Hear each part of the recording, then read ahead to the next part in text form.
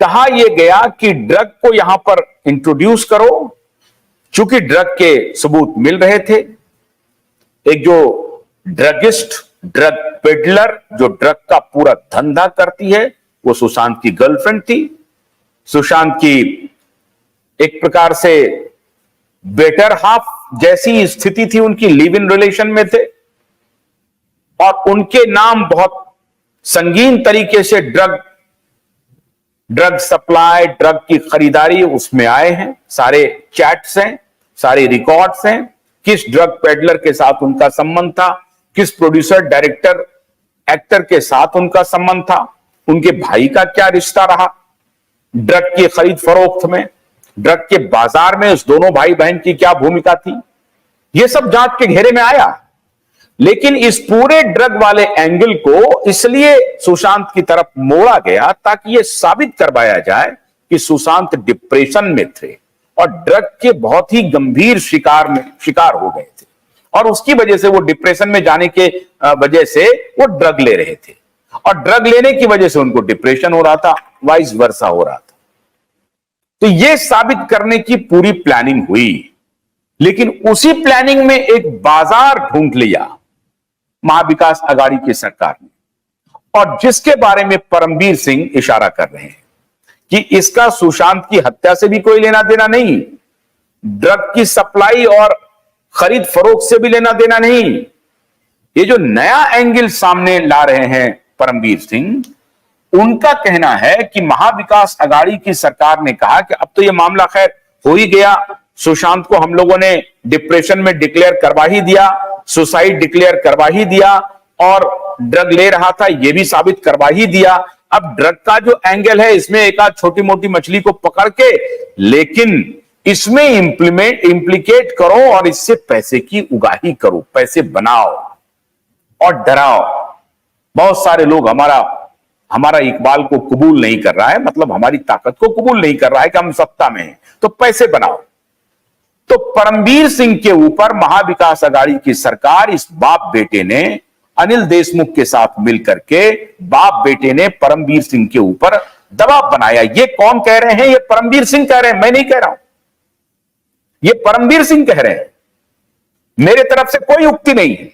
परमबीर सिंह अनिल देशमुख के ऊपर और महाविकास आघाड़ी के ऊपर, बाप बेटे के ऊपर, शरद पवार के भी ऊपर, सब पर यह आरोप लगा रहे हैं कि महाविकास आघाड़ी की जो सरकार थी वो एक उगाही सरकार थी, आघाड़ी नहीं उगाही सरकार थी। और उन्होंने सिर्फ मुंबई का जो टारगेट फिक्स किया था वो 100 करोड़ का था प्रत्येक माह। महाराष्ट्र का छोड़ दीजिए आप, सिर्फ मुंबई से 100 करोड़ की उगाही का टारगेट था। ये परमबीर सिंह ऑन रिकॉर्ड कैमरे पे आके कह रहे हैं और इसके लिए वो हवाला दे रहे हैं कि अलग अलग बैठकें हुई, मीटिंग हुई, कभी मातोश्री में, कभी किसी अन्य होटल में, कभी शरद जी के यहां, शरद पवार के यहां, अलग अलग जगहों पे हमें बुलाया जाता था और हमें फरमान सुनाया जाता था। और सचिन बाजे की जो एंट्री हुई एक क्रिमिनल पुलिस ऑफिसर की, वो भी इसी के घेरे में था। उसका काम ही सिर्फ उगाही के लिए उसकी नियुक्ति करना था। तो ये पूरा जो प्रकरण था उसको भटकाया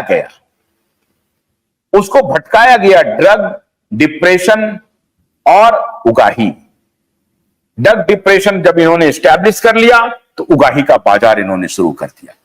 हो सकता है कि अनिल देशमुख को बाप बेटे की पूरी प्लानिंग या अंदर की प्लानिंग नहीं मालूम, क्योंकि वो तो एनसीपी के थे, बाप बेटे की अपनी पैरेलल सरकार चला रहे थे वो, क्योंकि वो मुख्यमंत्री थे, बेटा मंत्री था।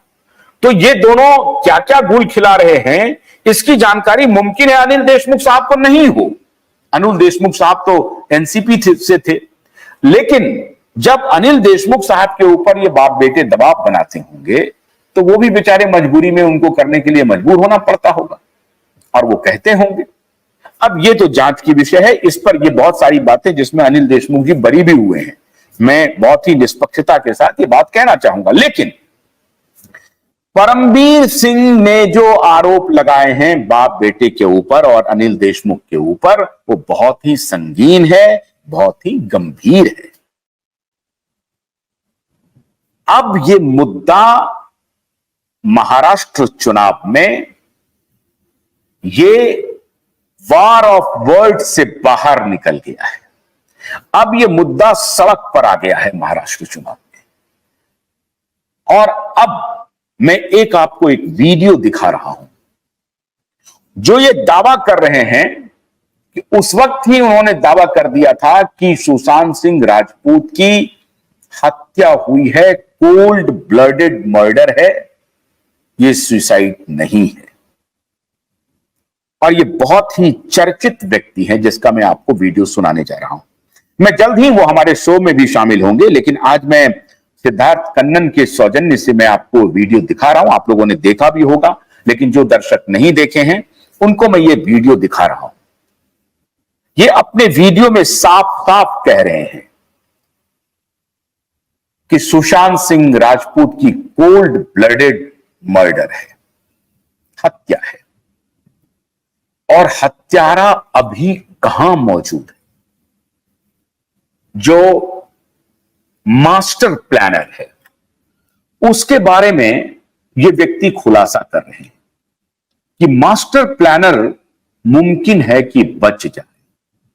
वो ये भी कह रहे हैं कि जो राजा आज के दिन में डेमोक्रेसी में नेता हो गए हैं, जो सत्ता में है, कोई राजा और छोटा राजा, छोटी उम्र का राजा, छोटी उम्र का राजा, इशारा साफ है, आप समझ रहे हैं, छोटी उम्र का राजा इसमें सांगोपांग सर से लेकर पैर तक इन्वॉल्व है।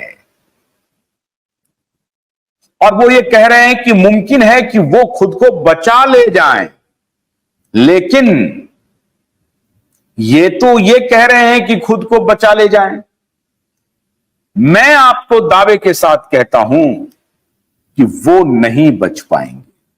जिस राजे को बचाने की बात ये कह रहे हैं कि वो खुद को बचा ले जाएं, और ये कह रहे हैं कि आने वाले दिनों में, और दिन नहीं एग्जैक्ट ये घोषणा कर रहे हैं, अक्टूबर महीने में बहुत सारी गिरफ्तारियां होंगी।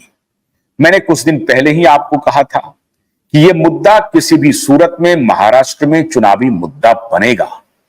और अगर यह मुद्दा चुनावी मुद्दा से तात्पर्य यह है कि सिर्फ ये चुनावी मुद्दा तक बनके नहीं रहेगा, आपको एक्शन भी देखने को मिलेंगे कि आखिर कब तक सीबीआई या नारकोटिक्स डिपार्टमेंट या मुंबई पुलिस एसआईटी कब तक हाथ पर हाथ धरे रह करके बैठी रहेगी।